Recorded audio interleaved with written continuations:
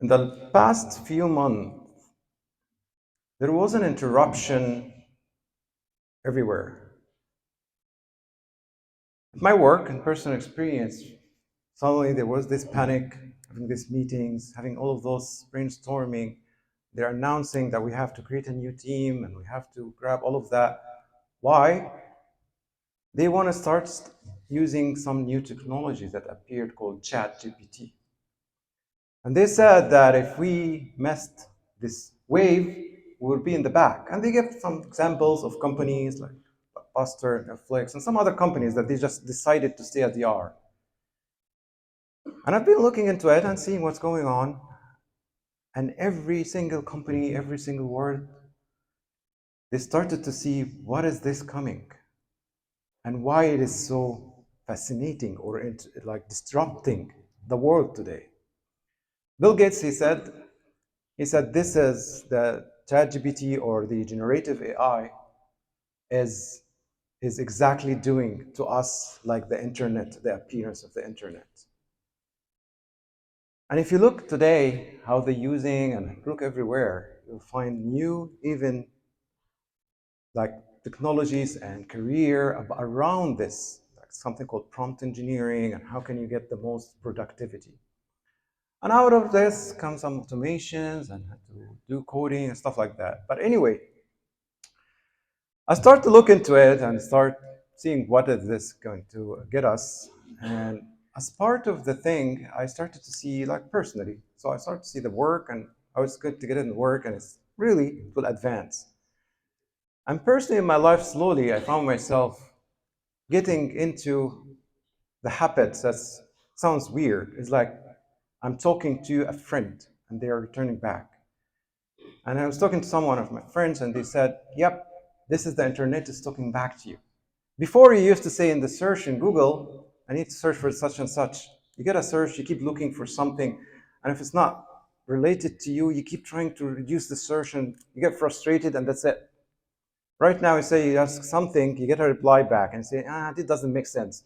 How about we ask about this? Oh, actually, I forgot to say, this is the thing. And you get exactly what you're looking for. So you're talking to the internet and the internet is replying back. It's helping you to start getting more and accurate results of what you're looking for. And then the startup companies like Bing, they're integrated in their search engine and this started to be actually connected to the internet. And I started to use it in my day-to-day life. In the morning, I was like, I'm not feeling that well. What can I do? Here's some suggestions, I do it. And I start talking back and forth. I have this meeting, what I can do, this is what you can do. I'm going to talk about this today, what is the right approaches? And as they start to go more, start to ask about things in religion and Islam, and it's actually was responding like reasonable response. But what I found is that people start to get deeper and rely on them. That's why what I'm talking today, is this what our ruling? It's either we deny it or not. I remember when the internet started, in Saudi Arabia, they said it's not. They blocked it. They add those VPNs to start block it completely. It's not our traditions or whatever. Either we like it or not, it's in every home. If you don't have internet, there's something wrong. So if you just deny it, say, avoid it, it's haram, it's not providing the right answer, that's okay. You can deny it yourself, but you can't force the word to deny it. They kept hearing from the sheikh and the scholars, be careful, don't go to Google, Sheikh Google, this is the wrong answer. How many are using Sheikh Google today over going to scholar? It's very convenient. Yeah, you don't have to use it. It's obvious that it's misleading you because the information that Google provides is according to the trends, and the trend doesn't have to be the right thing. But anyway, it's going everywhere. A lot of people, they talk to Sheikh Google. They get the fatwa from Sheikh Google. So either you try to have a solution to solve it, or you stare aside, say, no, that's wrong, and no one will listen to you. There's something coming new, and I'll not be surprised you'll find a virtual AI sheikh that you can go and talk and reply back asking for fatwa. Today, you can do that. You can say, okay, I have this situation today and this is what happened. And actually, they will ask more questions. Can you ask me, tell me this? I tried this multiple times. Tell me more about this situation. I said, oh, I did this. They give me something. And I say, oh, I forgot to tell this. They say, oh, in this situation, you do that and that and that. So I took one of the things that I did research before, and I said, let me see what is going to respond. One of the things that we keep discussing here is making dua in the prayers in different language. So I asked the question and replied back with an odd answer.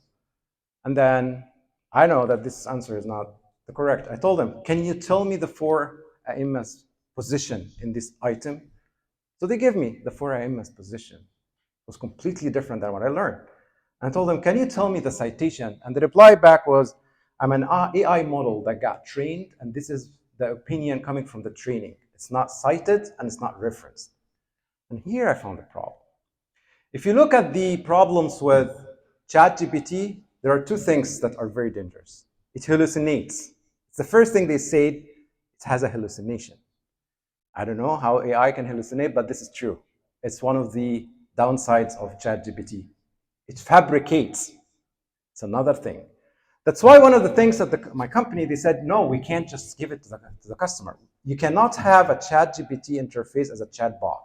It has to be interrupted to see what they're saying because it fabricates. So how did it work? They had this humongous model with something called deep learning that learned on the internet and every single book in the world, and it trained a model.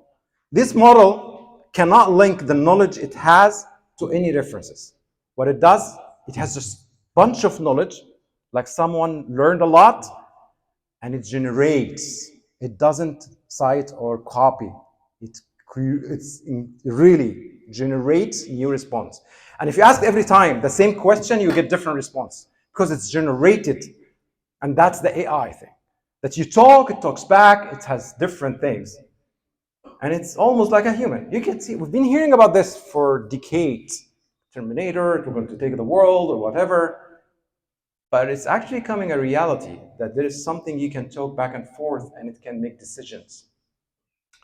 So those two problems makes it non-reliable in our situation. And this, when I look like for someone knowledgeable, they know, and so they see this thing. But we need to be careful. We can't say, oh, stop, it's haram to use it, not allowed to use it. But we need to find solutions. What can we do?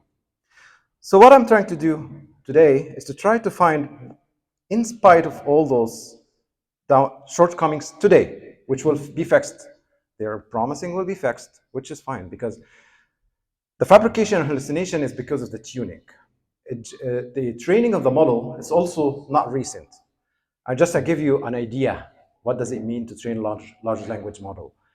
It's a huge computing for the deep learning that it takes a lot of energy and it's affecting the environment. So they trained it one time, which was a disaster, and it's end by December 21.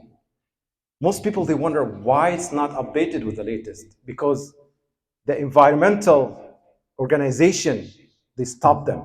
They cannot retrain the model. So there is nothing like I can retrain the model. It's not possible.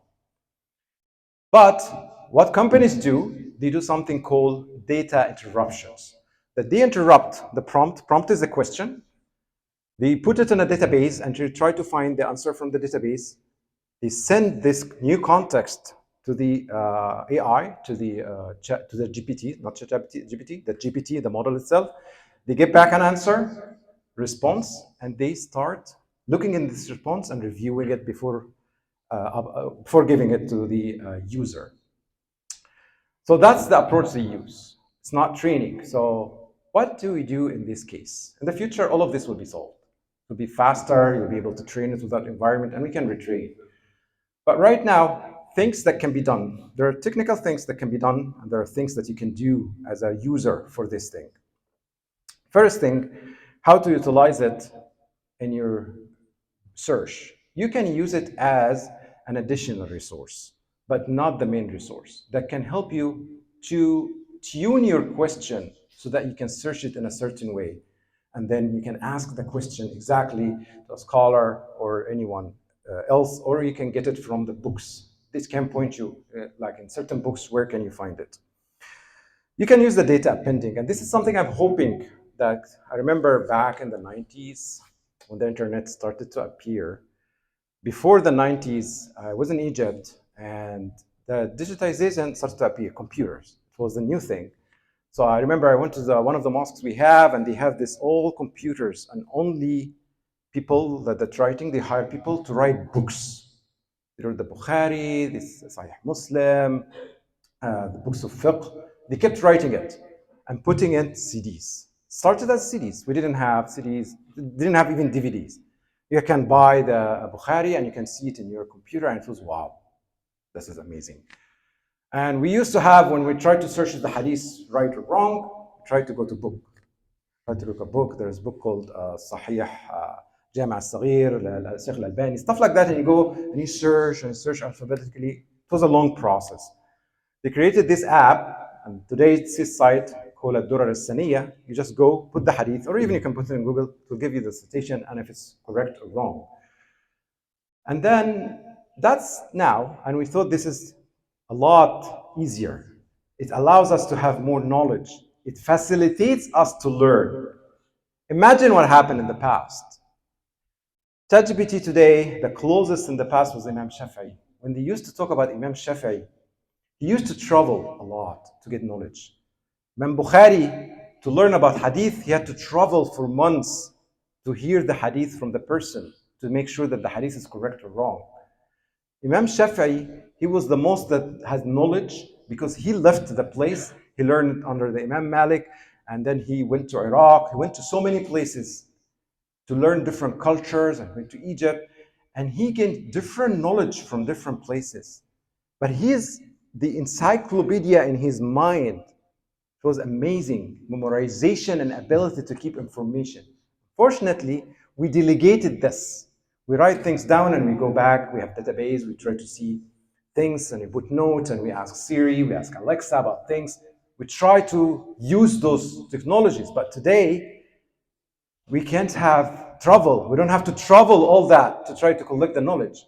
The knowledge is in front of us, but we need to start how can we utilize this knowledge instead of trying to be against it.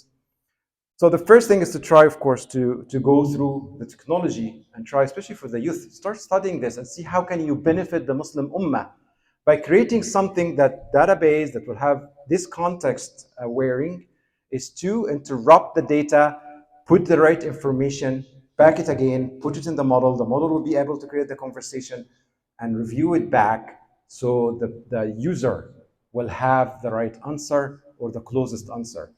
We had this feature, we added it. The GPT model is up there and you can call it with the APIs. We call the APIs and then we interrupt and review and make sure that this is the correct answer. It's being done in the technology. We should be able to start doing it as we've done in the past and we've been having this presence today. It's very hard, like Islam QA, it's very hard to go for a question and you don't find the answer for it. It just takes a lot to search and try to filter between the good sites and the bad sites. So you can use it, as I said, as a supplementary resource, which is very important, but it's not the main resource. Fact checking. One of the features that in the future will be implemented, it's not implemented today, is to have citation, where this information can be found. But until then, you need to go and verify those. Like today, I was like trying, or a while back, I was trying this and trying to see, I went to the book called the Fiqh on the Madahib al-Arba'a, and I've seen the Madahib, and I've seen this is completely wrong. It's fabricated. So you need to actually do fact checking to make sure that this answer is good. You might search, try to narrow down the question and search on the internet, see how close it is to that. And of course, understanding the context. Sometimes you don't give the entire context, but you know more context in this.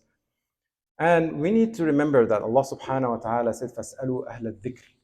That's still relying on complete AI. It's still something that shouldn't be in our religion, that we still need to be able to ask the people, the knowledgeable people, that they went and they learned. But the Prophet ﷺ also said, Al-ilm farida ala kulli Muslim, that acquiring knowledge is obligatory in every Muslim. So we still need to be able to get enough knowledge. And if you ask for something, it's also the good thing. You can ask for references that you can go and read about them, and you can see how can you narrow down your search. أقول قولي هذا وأستغفر الله لي ولكم فاستغفروه سبحانك اللهم وبحمدك أشهد أن لا إله إلا أنت أستغفرك وأتوب إليك وقال ربكم ادعوني أستجب لكم إن الذين يستكبرون عن عبادتي سيدخلون جهنم داخرين ادعوا الله وأنتم موقنون بالإجابة. Make dua. This time is accepted dua. Please come forward so that people standing in the back, they can find seats.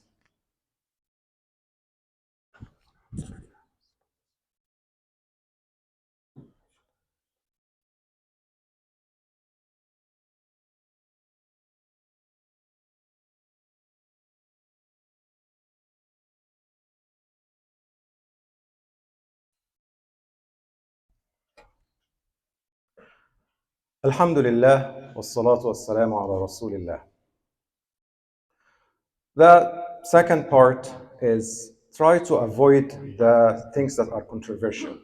So some people don't try to say, okay, well, that's GPT and it looks like it's fine. Like things like music or painting or some stuff like that, because it will not. It will go through the majority or search the internet, and the answer will be confusing.